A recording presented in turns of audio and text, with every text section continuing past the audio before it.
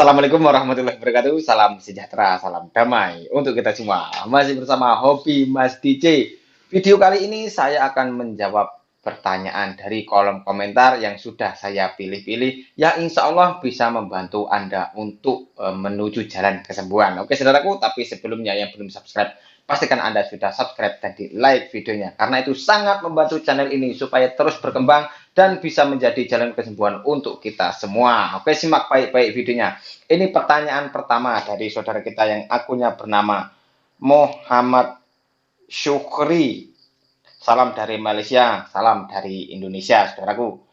Mau tanya kalau sakit perut sebelah kanan tepi pusat, itu apa Mas?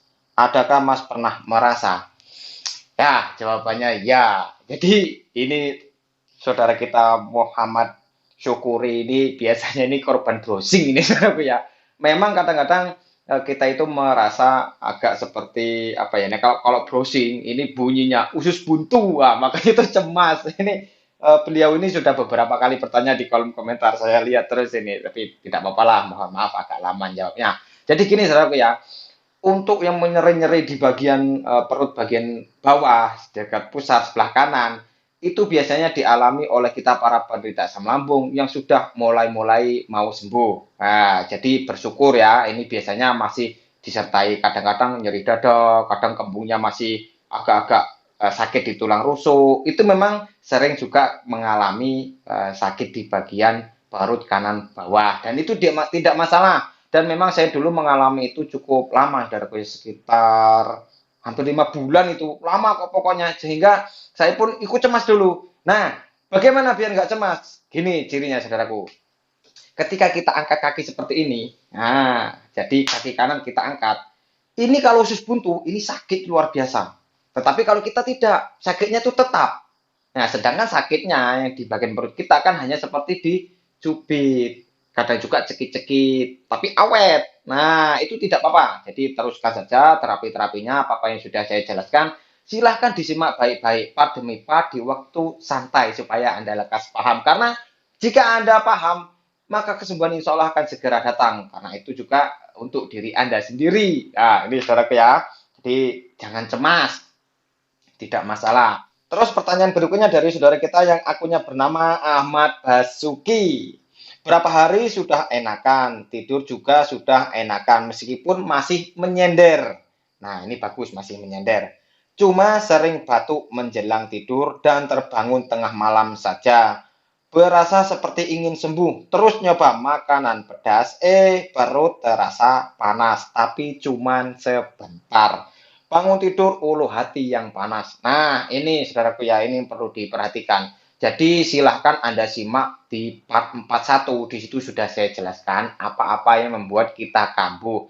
Yang jelas gini, untuk saudara kita Ahmad Basuki dan untuk yang lain, jangan buru-buru merasa sembuh. Sudah pernah saya bahas di video saya part 44. Jadi ketika kita sudah merasa sembuh, nah disitulah kita akan penasaran yang namanya makanan.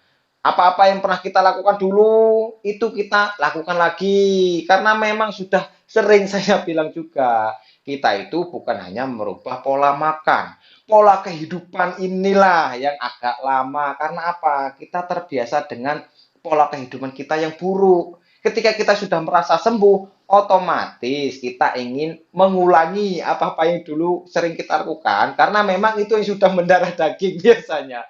Tapi ketika kita sudah mempunyai asam lambung, maka sadarlah kita itu sudah terkena sakit asam lambung. Jadi terus diingat supaya Anda itu tidak kambuh. Ketika Anda terus mengingat Anda pernah mengalami penyakit asam lambung, Anda akan terus berusaha menjaga lambung. Nah, posisi disitulah nanti Anda tidak sadar, tahu-tahu sembuh.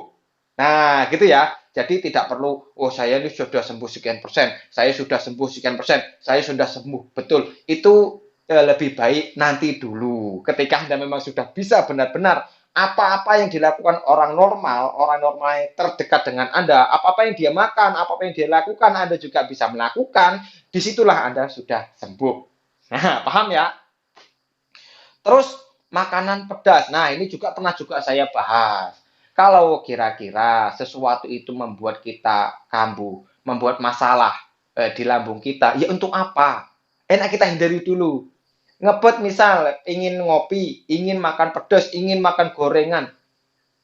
Orang-orang normal pun banyak yang menghindari ini tadi. Itu pun tetap hidup, tetap sehat. Jadi kalau kira-kira memang tidak berguna untuk lambung kita, menambah sensasi, menambah keparahan di lambung kita, lebih baik dihindari dulu. Banyak kok makanan yang lain yang masih enak di lambung kita itu. Di situ aja diperbanyak. Apa-apa yang sudah Anda makan di keseharian Anda, itu diperbanyak. Ya, mudah-mudahan berat badan akan naik, lambung kita akan terus merasa nyaman, dan kesembuhan pasti akan datang. Yakinlah saudaraku ya. Oke, selanjutnya dari akun saudara kita yang bernama Hermika Poliana. Mas, saya batuk sudah 1 bulan, tapi tidak mengeluarkan dahak. Hanya tenggorokan yang gatal.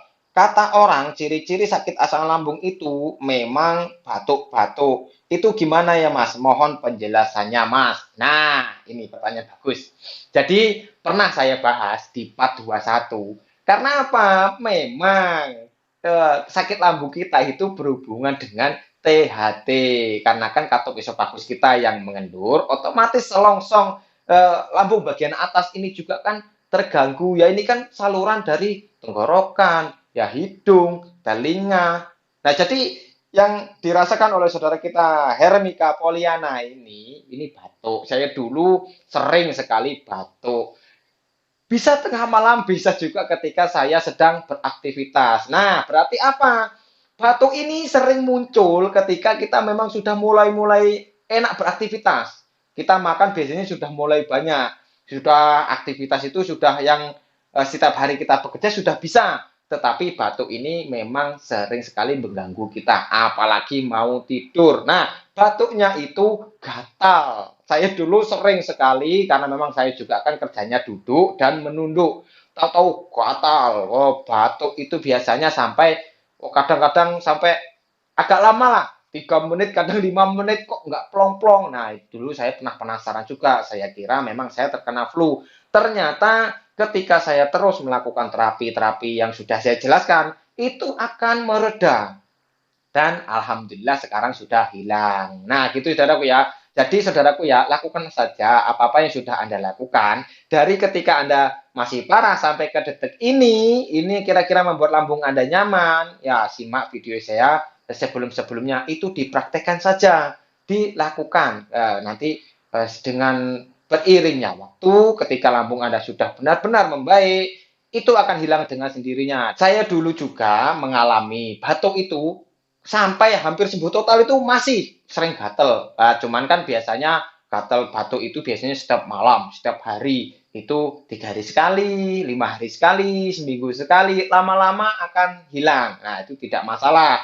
Perbanyak minum. Nah, itu kuncinya. Ketika kita sudah mulai sering banyak minum, maka pencernaan kita akan sangat terbantu. Sensasi-sensasi semuanya mudah-mudahan mulai mereda. Nah, terlakukan juga apa-apa yang sudah saya jelaskan di part 32. Itu saya ulang-ulang terus karena itu memang penting. Di part 32 itu penting sekali. Oke, saudaraku, kita lanjutkan. Ini akun dari saudara kita yang bernama Sound Sky. Warna urin kok kuning banget bagi penderita asam lambung. Apa pernah ngalamin, Mas DJ? Sering. Nah, jadi warna urin itu memang dipengaruhi oleh keadaan lambung, terutama makanan atau minuman yang kita konsumsi. Nah, jadi jangan heran, Mas, urin saya kok baunya pusing sekali. Ya, Anda habis makan jengkol, ya wajar kan gitu loh. Nah, ketika urin Anda warnanya pekat, itu menandakan memang kita kan kurang minum. Itulah orang asam lambung ini, jangankan mau minum, kita mau makan saja kan males. Tetapi jangan sampai Anda males. Ketika Anda waktunya makan, ya makan. Seperti yang sudah saya jelas di part 30. Orang sehat pun fatal kalau nggak makan. Jadi makan, minum itu rutinkan. Untuk minum, cara minum yang supaya enak, simak di part 39. Di situ sudah saya jelaskan. Mudah-mudahan membantu. Nah, tetapi bagaimana Mas? Saya makan sudah mulai banyak. Saya minum sudah mulai banyak. Tetapi urin saya tetap pekat. Nah, coba Anda perhatikan warna BAB Anda. Biasanya ketika warna BAB yang masih coklat atau kehitaman, itu biasanya juga mempengaruhi warna urin. Nah, itu karena memang di lambung kita masih ada luka. Jadi tidak masalah. Jangan cemas, jangan takut. Nanti ketika Anda browsing-browsing, nah itu akan membuat Anda tambah cemas. Warna urin seperti ini menandakan apa ginjal apa saluran kandung kemih apa-apa. Wah, Anda tambah cemas padahal itu hanya efek dari asam lambung yang Anda derita. Nah, yang jelas saya ulangi lagi.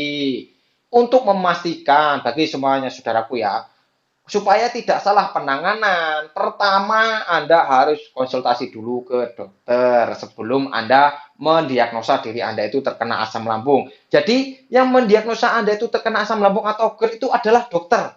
Nah, gitu loh maksudnya. Ketika Anda hanya browsing-browsing, tanda-tandanya kok mirip-mirip, kok sama. Nah, itu Anda segeralah konsultasi ke dokter supaya memperjelas. Kalau kita sudah jelas, kita sudah, oh asam lambung benar, oh ini memang GERD, ini memang gastritis. Nah, disitulah simak video saya dari part ke part sampai paham. Karena apa? Ketika kita sudah yakin, insya Allah tidak salah penanganan. Nanti Anda sudah menerapkan apa-apa yang saya jelaskan, ternyata bukan asam lambung. Nah, bukannya saya membuat cemas, tidak, jangan cemas. Karena memang kita tidak memungkiri ya, kita semua butuh dokter. Tapi Mas, saya pernah browsing-browsing, katanya asam lambung ini bisa sembuh tanpa obat dokter. Nah, ini yang perlu diperhatikan. Jangan salah. Orang yang terkena asam lambung itu pernah saya jelaskan, reflux. Nah, ketika reflux itu rasanya sangat tidak karu-karuan, rasanya sangat menyiksa.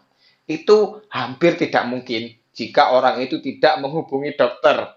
Nah, itu jadi maka itu kita harus memastikan dulu. Kalau sudah pasti, baru kita lakukan apa-apa yang sudah saya sarankan. Nah, gitu ya, saudaraku ya. Terus kembali lagi ke urin tadi.